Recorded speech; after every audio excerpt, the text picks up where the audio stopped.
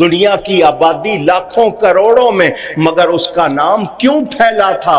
اس لیے کہ وہ ذکر مصطفیٰ کرتا تھا، اور خدا کا وعدہ ہے فَاذْكُرُونِي أَذْكُرْكُمْ، تم میرا ذکر کرو میں تمہارا چرچا کروں گا۔ اور وہ چرچا کیسا ہو رہا ہے؟ جدھر جائیے پوری دنیا میں آپ کو نام رضا سننے کو ملتا۔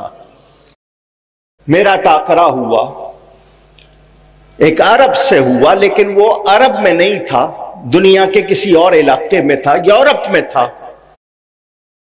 اس نے فوراً اعتراض کیا تم لوگ رضا خانی ہو۔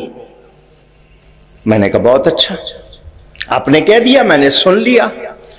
میں نے کہا یہ بتائیے آپ کو دنیا کی 7.5 ارب آبادی میں صرف میرے رضا کا نام کیوں ملا ہے؟ 7.5 ارب دنیا کی آبادی بتائی جاتی ہے۔ آپ کو یورپ میں دنیا کے 7 برور اعظم، ان 7 کانٹیننٹس میں صرف ایک احمد رضا کا نام کیوں ملا ہے؟ آپ نے کسی اور کا نام نہیں لیا تو مجھ سے سن لیجئے، میں آپ کو واضح کر کے بتا دوں۔ 72 ناری فرقے، میرے نبی پاک صلی اللہ علیہ وسلم نے فرمایا تھا بنی اسرائیل میں 72 فرقے ہوئے، میری امت میں 73 ہوں گے۔ فرمایا کلہم فی النار الا واحدہ، سب جہنمی ہوں گے سوائے ایک کے۔ صحابہ نے پوچھا وہ کون ہوگا؟ فرمایا ما انا علیہ و اصحابی، وہ میرے اور میرے صحابہ کے طریقے پر ہوگا، جس کا نام اہل سنت و جماعت ہے۔ ایک لفظ میں سنی کہتے ہیں۔ میں نے اس شخص سے کہا اب گھبرانا نہیں، میری بات سننا۔ 7.5 ارب کی آبادی میں 1.5 ارب سے زیادہ مسلمان بتائے جاتے ہیں، تو نے 7 برور اعظم میں کسی اور کا نام نہیں لیا، صرف میرے رضا کا نام لیا۔ یہی تو میرے رضا کی شان ہے۔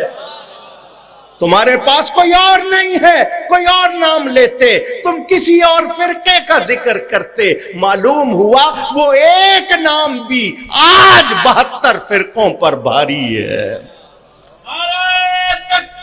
اللہ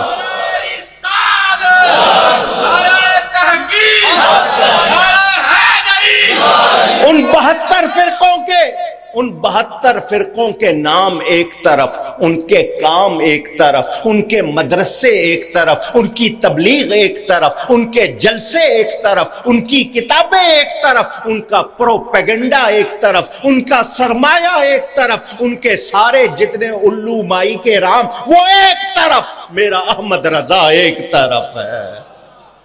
کوئی مقابلہ کر سکتا؟ کر سکے گا بھی؟